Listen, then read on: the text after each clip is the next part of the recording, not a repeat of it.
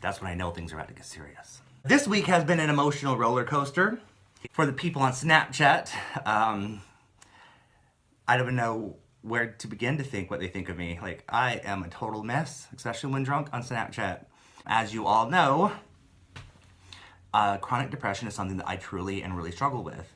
January and February, now those are the months when I get scared. Like, I get really scared in these months because I don't know if I could do it. I don't know what's gonna happen. I don't know where my head's gonna take me. Again, we are almost to springtime. I'm trying to remind myself of that daily.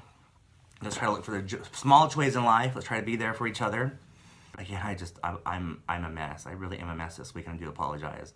I'm trying to get my shit together. I'm trying to pull my act together. And trust me, what you're seeing, that is me trying. No matter how it looks, that is me trying, believe it or not. Talk about just small joys in life. So, the family that I lived with in Reno, the mom, I call her my house mom. She's mom. She really did mother me, and I really did appreciate my time there. We've been pen pals since I've left, and I told her recently that I miss Lake Tahoe. If you've never been to Lake Tahoe, you should go. It's beautiful. If you like snow, then you're gross, but they also have good skiing places, I've heard. Anyway, mom sent me a card yesterday, and it's Lake Tahoe. Booyah. It was actually my house mom that got me drinking BW Zinfandel. This, however, is not wine. This is water today. I was going to record this last night, and it was going to be wine, but the wine kind of got to me first, and it just wasn't going to happen. I saw some of the footage from last night. No. It was like our little thing. At the end of the day, we would bust open a bottle, 2 or 4, and we would sit there and talk and drink. Oh, those were good talks, our table talks. I miss those talks a lot, in fact. Another thing about small joys, I found these books, but there's 4 of them. There's Peter Pan, there's The Wizard of Oz, Alice in Wonderland, and Robin Hood. Now, why are these books so cool, I tell you? They're pop-up books. Look. Who doesn't love a good pop-up book? I just think they're absolute, I don't know. I just really like them, obviously. They make me happy. I've yet to read one, but I will eventually. I'm learning, you know, being in my early mid-30s, yes, that's how old I am, that probably the hardest thing to do in life is accepting ourselves for who we are. Maybe it's just me, I don't know. I like to think that I'm not in this alone. I'm trying to just be okay with who I am, where I am in life, and just the small things. It's really hard for me to accept some parts about me, like the mental illness part. I really hate that part. I really hate the fact that that is part of my medical record. I do, but it's there. With that also, which I'm becoming better at, is cutting your losses. If you are in a place that doesn't make you happy, or a place that you're uncomfortable with, or if you're around people, or have people in your life who are not just toxic, but aren't contributing positively. They don't have to be a negative person. There are just some people in life who are great people.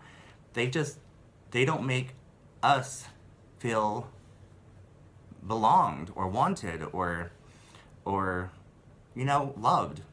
Letting people go, letting places go, letting things go, learning to let go, and learning to accept yourself. Those are 2 things that you really must master, in my belief, to find peace within yourself. So, I have 3 memes for you. Actually, no. I'm just going to show you one meme, because I have a story with this one. This is one meme I'm going to show you. Well, just watch it first, and I'll tell you.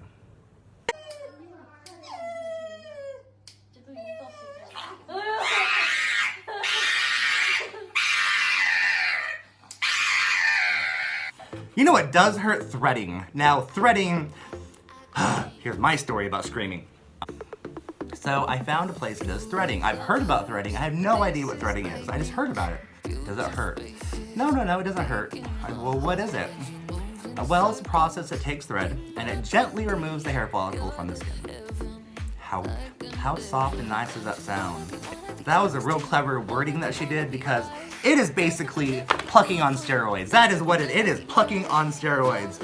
I got through one eyebrow, and I was crying. Like, I was like, oh my God, I can't do this. Like, no.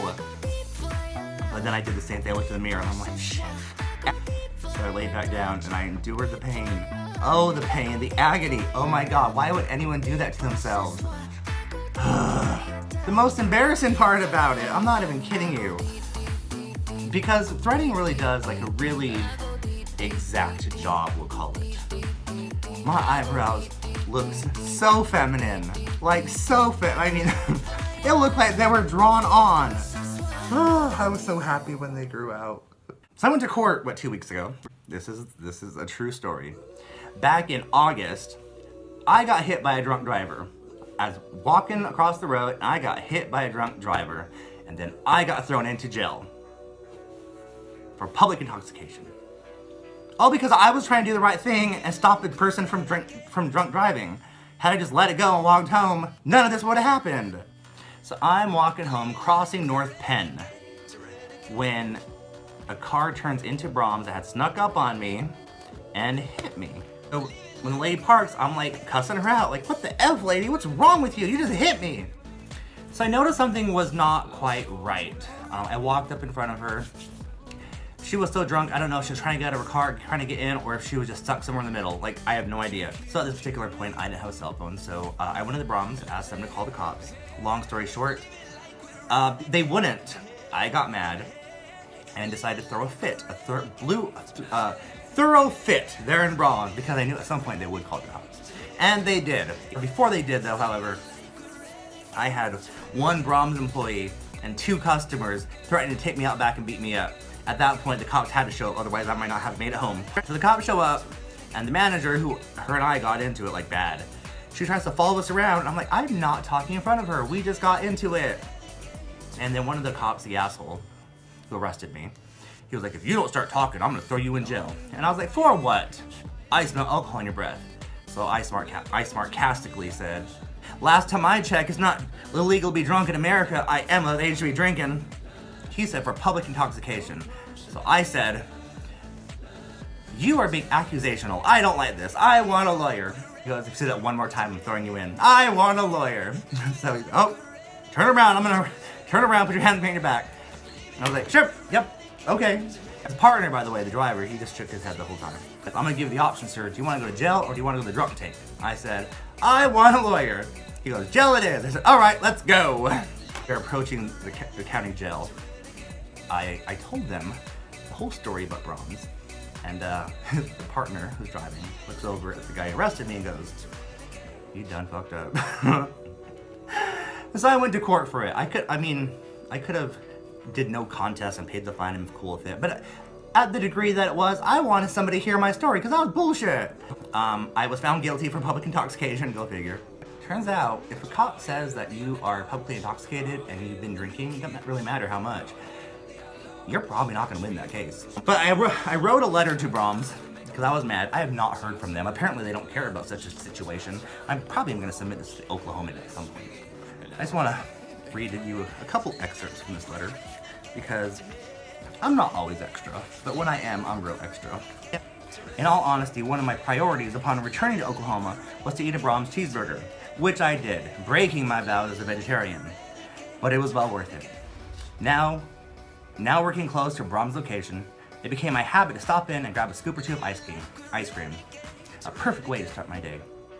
Regretfully, this letter is not only to express how much I love Brahms.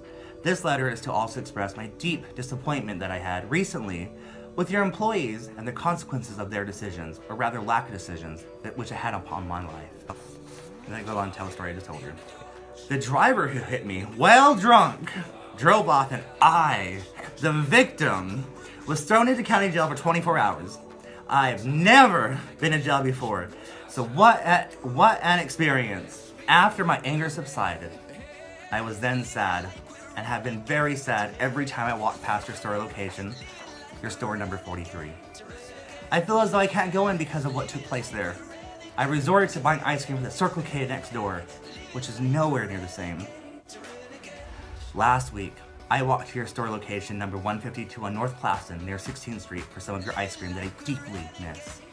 I even had a jalapeno cheeseburger while there because I figured I'm upset. Why